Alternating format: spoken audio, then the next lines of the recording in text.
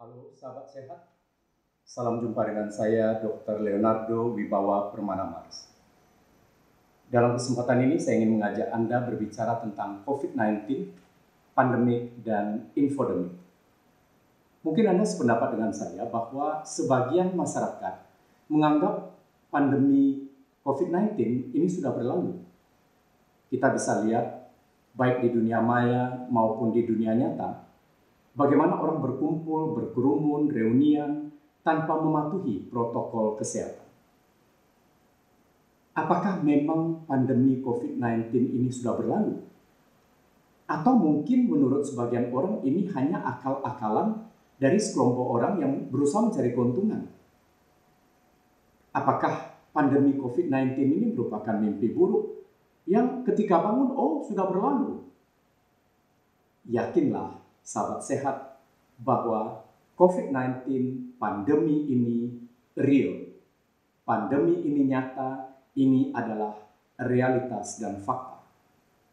Kita bisa lihat, setiap hari jumlah kasus terus meningkat. Jumlah kematian juga meningkat. Dan bahkan kematian itu mengenai para tenaga kesehatan, para dokter, para perawat, dan tenaga-tenaga yang lain. Jadi ini sesuatu yang real, sahabat sehat. Sesuatu yang memang nyata. Kita sedang berperang melawan musuh yang tidak kasat mata. Musuh yang tidak tampak. Dan Anda bisa lihat bersama bahwa negara-negara di dunia, bahkan negara-negara adidaya, kalang kabut dibuat oleh COVID-19 ini. Nah, pertanyaannya, musuh kita itu ada di mana? Musuh kita ada pada manusia. Manusia-manusia yang terinfeksi dengan SARS-CoV-2, virus penyebab COVID-19. Lalu siapa yang terinfeksi? Kita tidak tahu. Mengapa kita tidak tahu? Karena setiap orang berpotensi terinfeksi. Maka kita harus waspada terhadap semua orang, terhadap setiap orang di luar diri kita. Kita harus memikirkan bahwa semua orang, setiap orang berpotensi menularkan SARS-CoV-2. Nah, penularannya lewat apa? Pertama, penularannya lewat droplet. Apa itu droplet? Droplet adalah partikel-partikel yang sangat kecil yang terlontar, yang melompat di saat orang berbicara, bernyanyi, bersin, batuk, berteriak, bahkan bernafas. Keluar dari mana? Dari hidung, dari mulut. Nah, kalau orang yang mengeluarkan droplet ini ternyata positif SARS-CoV-2, ini sangat berbahaya. Apalagi dalam kontak dekat. Cara yang kedua adalah lewat benda atau barang. Ketika seseorang yang terinfeksi SARS-CoV-2 bersin, batuk, kemudian dropletnya hinggap ke barang-barang, apakah itu meja, pegangan pintu, pegangan tangga, dan sebagainya, maka benda-benda itu terpapar dengan virus SARS-CoV-2. Nah, virus ini terpegang oleh orang yang memegang benda-benda itu. Tanpa sadar, orang itu mengucuk-ngucuk mata, mengorek hidung, atau memegang mulut, maka virus bisa menular. Dan jalan yang ketiga, yang pada akhir-akhir ini didesak oleh para ahli, para pakar kepada WHO, adalah lewat aerosol atau lewat udara. Dan ini lebih-lebih besar kemungkinannya terjadi di ruang tertutup.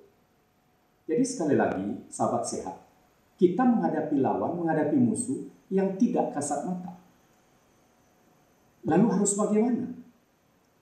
Sekali lagi kita harus menjalankan protokol kesehatan yang tepat. Tetapi kan tetangga saya atau orang yang dekat dengan saya. Hati-hati Bapak Ibu. Kita tidak tahu siapa yang positif, siapa yang negatif. Dan lebih-lebih lagi, kita harus waspada terhadap mereka yang dinamakan OTG, orang tanpa gejala.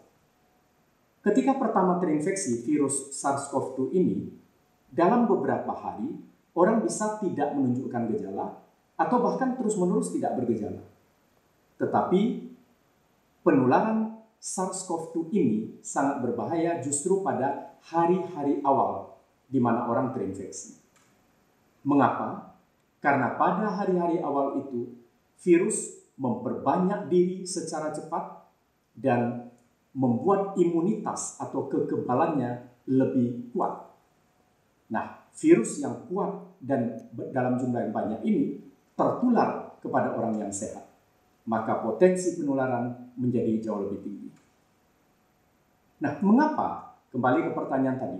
Mengapa banyak orang merasa bahwa sekarang pandemi sudah berlalu, lebih-lebih dengan adanya berita bahwa vaksin sudah mulai ditemukan, walaupun sudah diperingatkan oleh pemerintah bahwa vaksin ini baru dalam uji klinis. Jadi mengapa orang merasa bahwa pandemi sudah berlalu, seakan-akan musuh kita sudah kalah? Karena adanya infodemik. Apa itu infodemik? Infodemik adalah berseliwerannya begitu banyak berita, baik berita-berita yang fakta, realita, maupun berita-berita yang tidak tepat, yang tidak benar, bahkan hoax.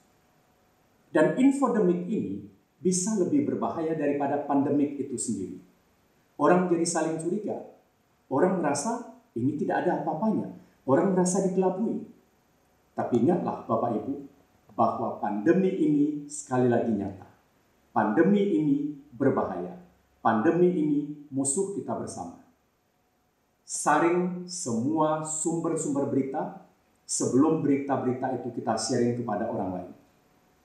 Jangan tergoda, jangan terkecoh oleh adanya infodemik. Info-info yang tidak pada tempatnya, yang tidak tepat, yang tidak benar. Carilah info yang benar, kemudian peganglah itu. Salam sehat bersama keluarga Anda. Jadilah solusi, jangan menjadi masalah di dalam pandemi ini. Terima kasih.